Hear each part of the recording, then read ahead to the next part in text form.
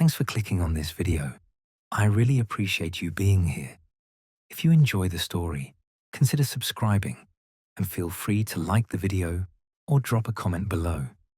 It really helps the algorithm recommend these videos to you and to others who might enjoy them too. Either way, thanks for giving it a chance, and I hope it pulls you in. I'm writing this at 2:47 in the morning, 3 days after it happened. 3 days since the sky turned black. Not dark, black. There's a difference. And if you're lucky enough to still have a blue sky where you are, you need to understand that difference. You need to know what's coming. My name is Tyler. I'm 24, and I work as a production assistant at Channel 7 News in Whitmore. Or I did, anyway. I don't know if the station even exists anymore. I don't know if anything exists the way it used to. It started during the evening broadcast on Tuesday. I was in the control room doing my usual thing, making sure feeds were running, coffee was fresh, basically keeping everything operational while the important people did the important work. David Foster was anchoring that night. He'd been doing the evening news for 15 years. One of those guys who could read a teleprompter about a sewage leak and make it sound important. Steady, reliable, the kind of voice that made you feel like everything was going to be okay. He was in the middle of a story about a charity fundraiser at the community center when our director, Linda, started yelling, "What the hell is wrong with camera 3? I looked up at the monitors. Camera 3 was positioned to catch the view through the studio's east-facing windows. Usually, you could see the downtown skyline, the old courthouse, the beginning of sunset, painting everything orange and pink. Now it showed nothing but black. "Did we lose the feed?" I asked. "No. The camera's fine. Look at the window." I turned and looked at the actual window behind the green screen. The glass that should have shown the early evening sky showed absolute darkness. Not the darkness of night. Something else. Something wrong. "Check the other cameras," Linda said, her voice tight. I pulled up the feeds from our traffic cameras positioned around Whitmore. Every single one that pointed upward showed the same thing. Black. Not the blue-black of evening. Not the deep purple of twilight. Just black, like someone had painted over the sky with flat paint. "David, we need to interrupt," Linda said into his earpiece. I watched David's face on the monitor. He touched his ear, listening, and I saw his expression change. Confusion, then something that looked like fear. "I'm sorry," he said on air, his voice only wavering slightly. "We're interrupting this broadcast with an urgent, developing story. As of 7:15 this evening, the sky across our entire viewing area has turned an inexplicable absolute black. We're trying to get more information, but what we can tell you is that there are no stars visible, no moon, just an oppressive void where the sky used to be." The phones started ringing, all of them, all at once. Lisa, our field reporter, called in from downtown. I could hear the panic in her voice even through the phone's speaker. "David, I don't know how to describe this. I was covering the farmer's market.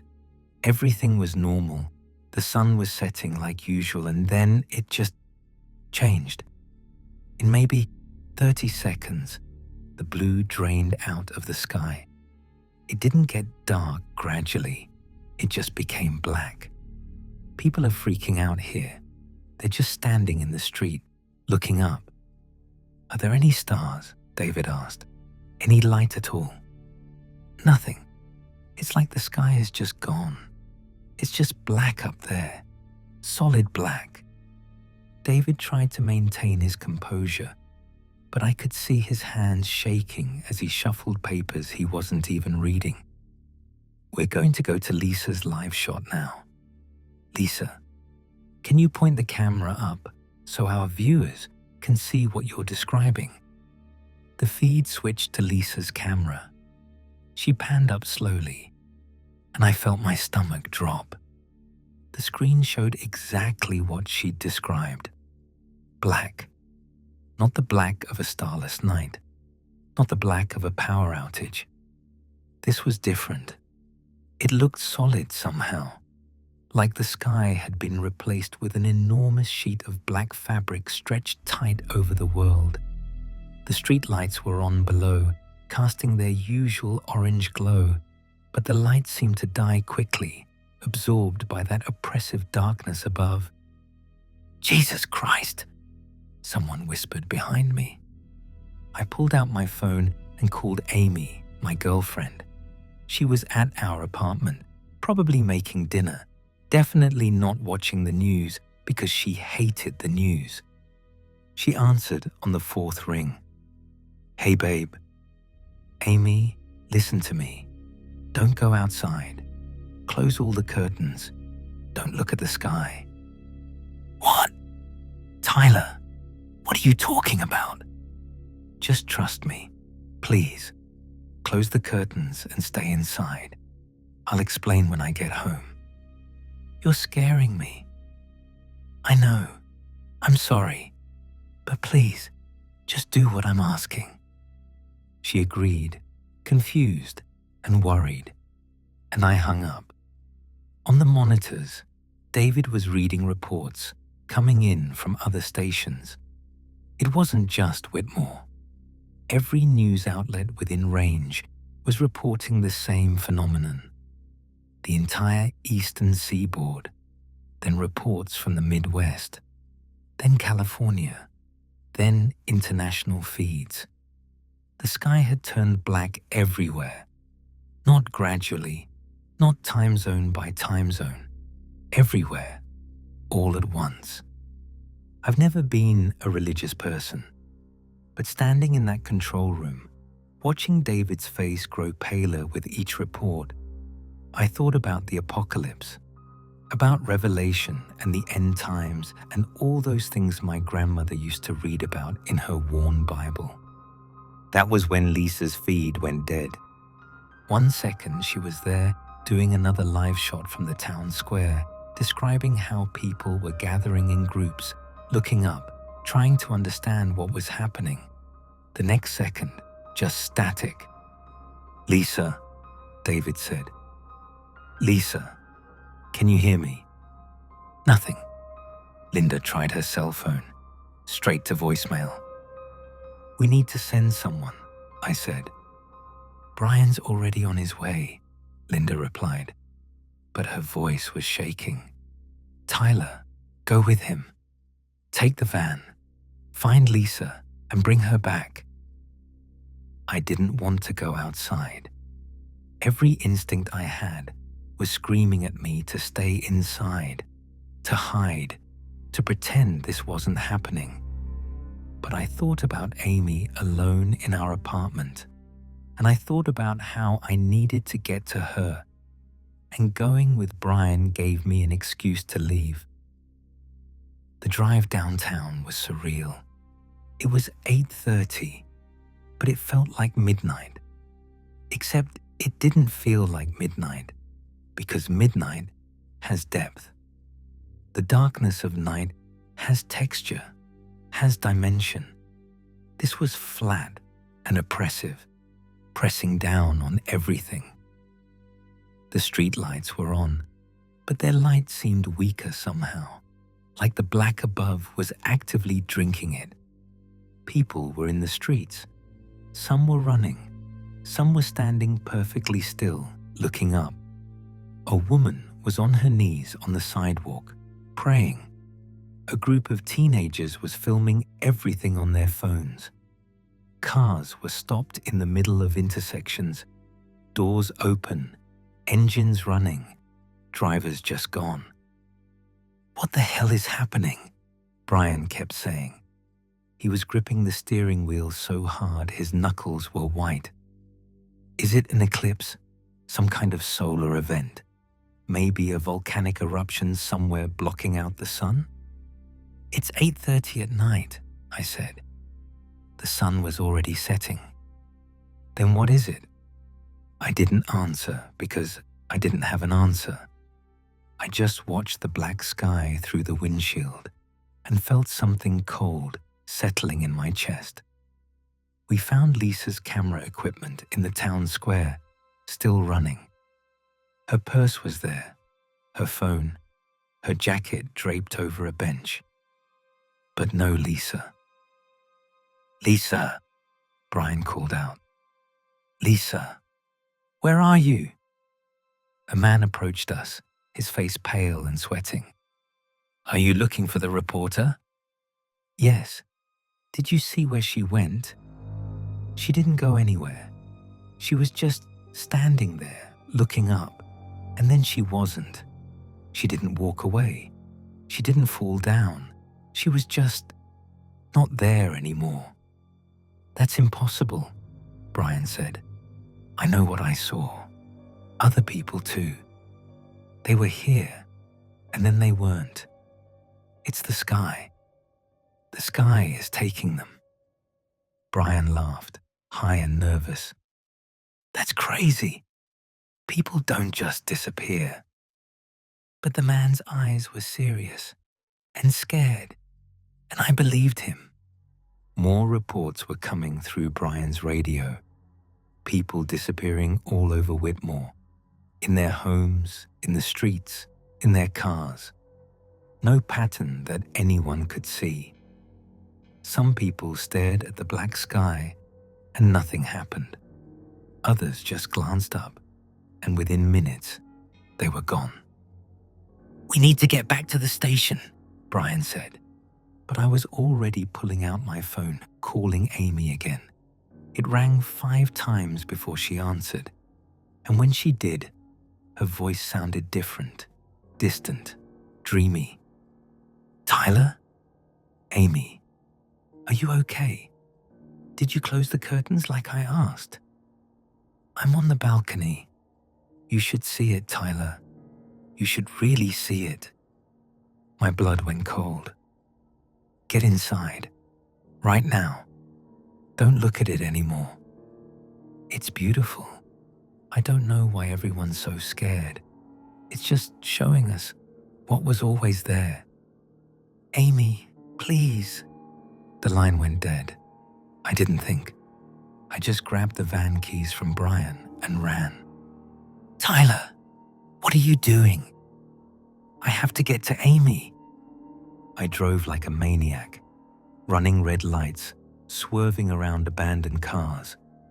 Our apartment was only 15 minutes from downtown, but it felt like hours. The streets were chaos. More people were missing now. I saw a family standing on their lawn, the father pointing at where his son had been standing just seconds before. I saw a car wrapped around a telephone pole, the driver's seat empty, the engine still running. I took the stairs 2 at a time up to our 4th floor apartment.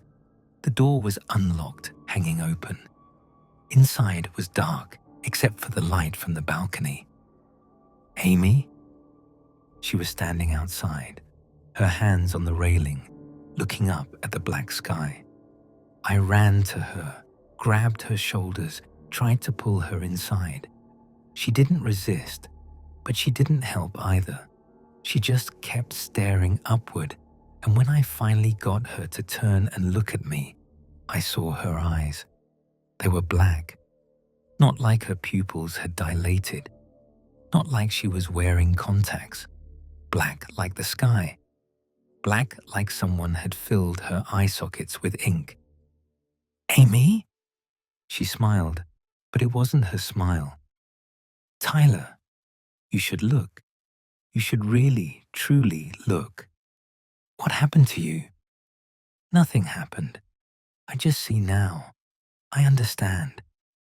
Understand what? She reached up and touched my face with cold fingers. The sky was always a lie. The blue was just a trick, something to keep us from seeing what's really there.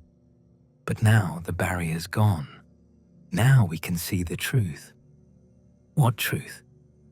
That it's always been watching us, that we've always been inside it. The black isn't covering the sky, Tyler. It is the sky. This is what was always above us. We just couldn't see it before. I was crying now, pulling her toward the apartment. Come inside. Please, just come inside. It doesn't hurt, she said softly. I thought it would, but it doesn't.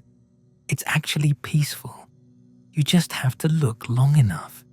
You just have to really see it. My phone rang. Brian's voice was frantic. Tyler, the station went dark. David looked up during a broadcast. He just stopped talking mid-sentence and stared at the camera. His eyes, Tyler, his eyes turned black. Where are you? I'm with Amy. Is she? Yeah. I'm sorry. Listen, the government is broadcasting emergency instructions. Stay inside. Cover your windows. Don't look at the sky. Don't try to understand it. They're saying people who look at it too long are being affected somehow. I looked at Amy. She was humming softly, a melody I'd never heard before. How long is too long? They don't know. Some people look once and they're fine. Others stare for hours and nothing happens.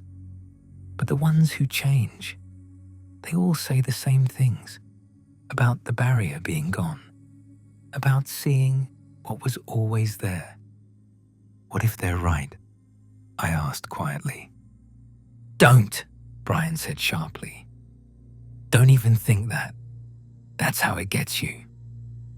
After I hung up, I dragged Amy inside and closed all the curtains, locked all the doors. She didn't fight me. She just sat on the couch, those black eyes staring at nothing, humming that strange melody. I tried everything. I called her name, showed her photos of us, talked about our plans for next summer. She responded sometimes, but her voice was flat, emotionless. She ate when I fed her. She drank when I gave her water. But she wasn't Amy anymore. She was something else wearing Amy's face. That night, I heard more sirens than I'd ever heard in my life. The sound of the city tearing itself apart. By morning, maybe half of Whitmore had changed or disappeared. The other half was hiding in windowless rooms, pretending everything was normal. But nothing was normal. Nothing would ever be normal again. The government broadcasts continued. Martial law. Stay inside. Cover your windows. Don't look up. But people were curious. People were desperate. People wanted to understand. And when they looked, really looked, they changed. It's been 3 days now. I've kept every curtain in the apartment closed.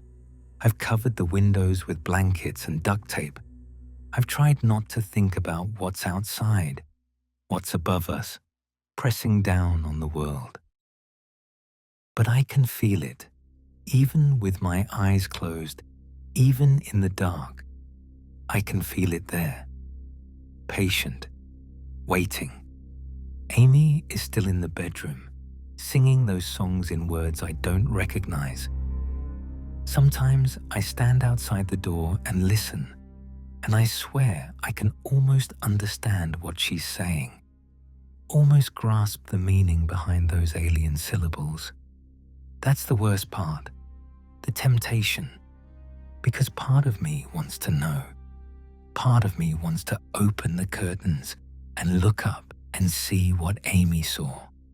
Part of me thinks that maybe she's right. Maybe it's beautiful. Maybe understanding is better than this suffocating fear. I've been writing this to post online, a warning to anyone who might read it. But I don't know if there's anyone left to warn. The internet is filled with similar stories from all over the world. Millions of people changed or gone. Millions more hiding in the dark. The black is permanent. Whatever happened, it's not reversing. This is our world now. I don't know how long I can resist. Every time I close my eyes, I see it. That absolute black. Every time I sleep, I dream about looking up and understanding everything. Amy's voice drifts through the apartment, those impossible songs, and part of me wants to join her. I think everyone looks eventually. I think the black is patient enough to wait. If you're reading this and your sky is still blue, don't take it for granted. Don't assume you're safe. And if one day it changes, if one day you wake up and the sky is black, whatever you do, don't look up. Don't try to understand. Just run. Though I don't think there's anywhere far enough to run to. Amy just called my name. She's standing in the bedroom doorway, those black eyes reflecting no light at all. She's smiling and holding out her hand. Come look, she says. Come see what I see. And the terrible thing is, I want to. I really, truly want to. The curtain at the edge of my vision is fluttering. Just a tiny gap where the tape has come loose. Just a sliver of black visible through the opening. I should fix it. I should tape it back down. I should look away. But I'm not going to. I can't. The sky was always a lie, and I'm tired of living in the lie. I'm going to look now. I'm going to see what's really there. I'm going to understand. And maybe, finally, I'll find peace in the absolute black.